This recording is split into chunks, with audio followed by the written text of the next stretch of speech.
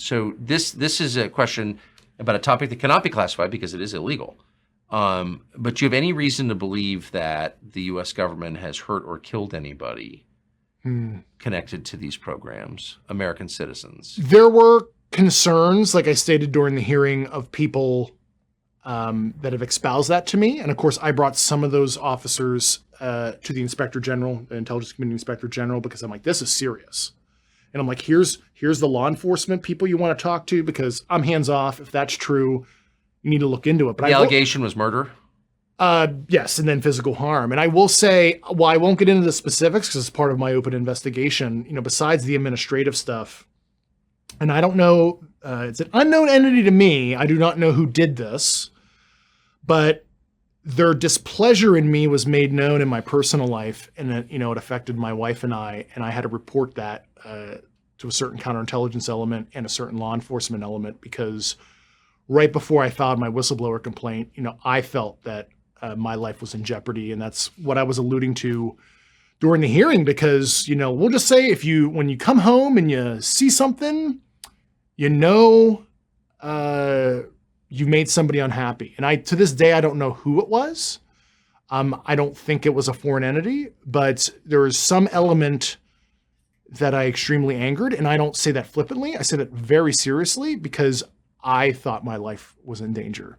You can't get into details because it's part of the investigation. It's part of the investigation. At some point, I'm happy to talk about it publicly.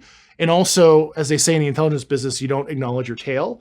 So I don't want to acknowledge some other things I've noticed that maybe but it sounds like supposed to be known. You believe you've been surveilled and threatened. Oh, 100%. It was obvious to me. And, it was blatant, we'll just say, what I observed. And it was so concerning. I ended up reporting it to the authorities, and I asked my agency for certain protective measures. I can't get into that detail. But I was certainly petrified. And at the same time that those things were happening to me personally, they were happening at the same time to a certain other public figure that is known to the world, we'll just say, and another former intelligence officer near my home as well. And it was some kind of planned multi-person intimidation activity that was very disturbing. And I'll just leave it at that. But I'm not doing this for fun. I'm serious. I'm doing this interview because this is protective for me. I don't want to be anonymous. Of course. So I'm not here for attention. This is a nightmare to even be public. Right. I'm used to working in a vault and briefing generals. This is not me. I'm not a public communicator, although I'm trying. And that's why I'm doing it. You're a very good communicator. Well, I appreciate it. But this is a serious subject with serious consequences, and I suffered a lot of serious consequences. So as you know, you've totally convinced me that, of your sincerity. There was a lot of whispering about your motives. This is an op. Why now? Why are we learning all this now? People think that I'm a part of some CIA psyop or something like that. First of all, I've never signed any kind of paperwork to be a part of an operation in that regard. Unfortunately, there isn't a plan. I'm not a part of a plan. I ended up becoming a leader of a faction of, former government officials and current government officials that would like change in a legal way. And, I encourage, if there are people watching that have participated in those programs, there are multiple legal avenues, such as going to the Aero office, going through the ICIG like I did, Intelligence Community Inspector General, or another cognizant Inspectors General to legally provide this information. And there are also illegal but morally defensible avenues, like coming on this show, and I'd be delighted to host anyone who wants to tell the truth about what he's seen. And there's no justification for hiding this. That's my evaluation, so I'd be happy to take that risk to have that person on. But it sounds like so given your own experience, when people say to you, U.S. government employees say to you, wow, someone was killed by the U.S. government for talking about this or planning to talk about it, it sounds like you would have to take those claims seriously. I did, and I remember a very, very credible senior intelligence officer precisely make those allegations in front of senior officials on Capitol Hill. I was in the room. Elected officials? Their staff, I'll just say. I don't want to get into details. That's crazy. I mean, so it's like at that point, if somebody says the U.S. government killed an American citizen without a trial because he was going to tell the truth about something, that's kind of when everything stops. You can't have that in a free country. I mean, I think people are just paralyzed in fear because that's a reality. And I remember the certain professional staff members being very upset in the room. And I mean, they're rightly so, but like, we need to do something about that because that's not good. And most of the people that even I interviewed, I'm like, do you want to go to the Inspector General with me? And they're like, we'll back you up, but we don't want our name on any complaints because they were just living in fear. You know? So, like, for my whole life, I'd never even thought UFOs were real until fairly recently. Me either. 4 years ago, if you asked me 4 or 5 years ago if I thought UFOs were real, I would have laughed. I completely agree. But the conventional explanation for the U.S. government, among those who believed it was hiding these facts, the explanation for why was the government doesn't want to show panic, doesn't want to admit weakness in the face of its adversaries, et cetera, et cetera. Mm-hmm.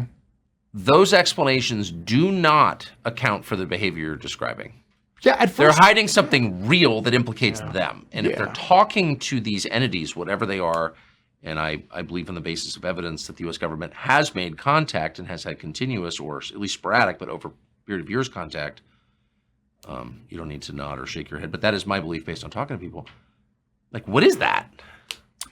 Yeah, if there's certainly, a relationship that was cultivated with non-human intelligences, hypothetically, I guess, to play off of what you just said, good or bad, it's almost like we were afraid after 9/11, dirty bombs, terrorists. Okay, well, that's nature. That's life, yin and yang of the universe. If there's malevolent non-human intelligences, okay, well, that's a fact of life. You don't hide it because what if the U.S. populace needs to be prepared for something someday? Well, of hypothetically. And it's also not their right to hide it because they don't own the government. The public does, actually.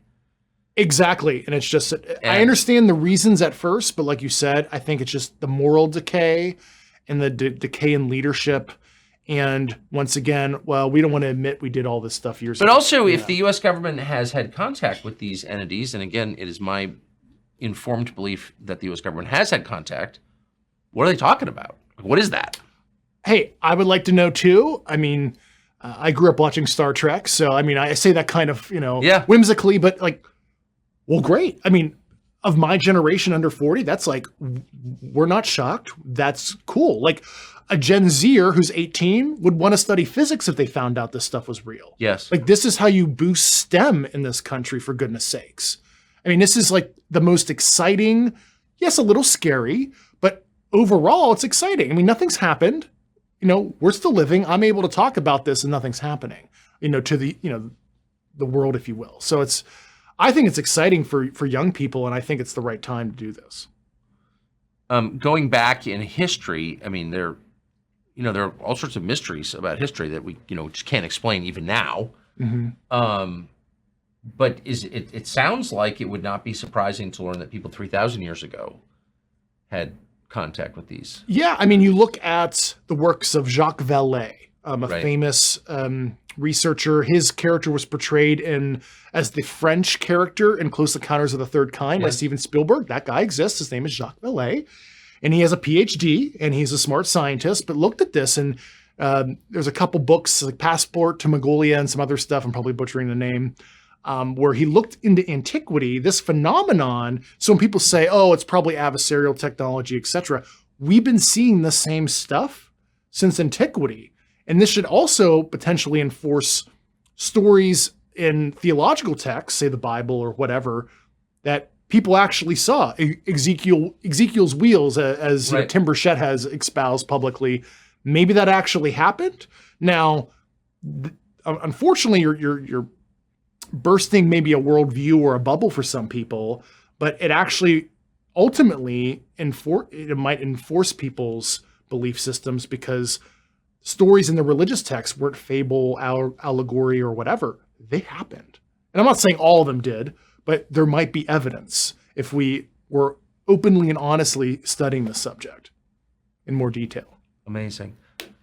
Last question, small question, but there clearly some connection between nuclear weapons, nuclear energy, and the sightings of these things. I mean, they've been seen around U.S. military installations with nuclear. So what is that? Yeah, you wonder if the nuclear testing was almost like a beacon. You know, anybody observing from far distance, like, whoa, the monkey has discovered 10 to the 6 tons of TNT energy extraction.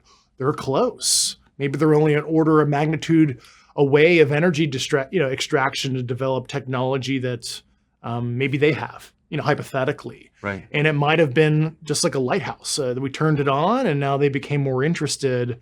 And it might be also a symptom of what we call collection bias, where modern society, we were more calibrated to look for that kind of stuff because there was like sci-fi movies in the 30s and 40s and maybe people were looking up more maybe. But certainly there is some kind of nuclear connection. What does it mean? I don't know. They're obviously performing some kind of reconnaissance and surveillance of us as it relates to not only our nuclear weapons and nuclear facilities. If anybody wants to read a book called UFOs and Nukes by Robert Hastings, he spent 40 plus years looking at interviewing Air Force missileers, other credible witnesses, and, a very famous incident in 1967, Bob Salas, right? Shut down the base. Shut down the nukes.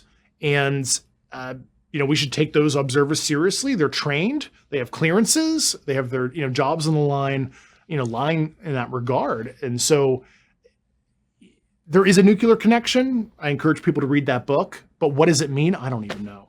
No idea. Well, you're a brave man. And I'll be honest, I didn't know what to think because there's a lot of whispering about you, but I think you're totally sincere. Younger people say the news is full of lies. President Kennedy's motorcade. 239 people. The death of Jeffrey Epstein.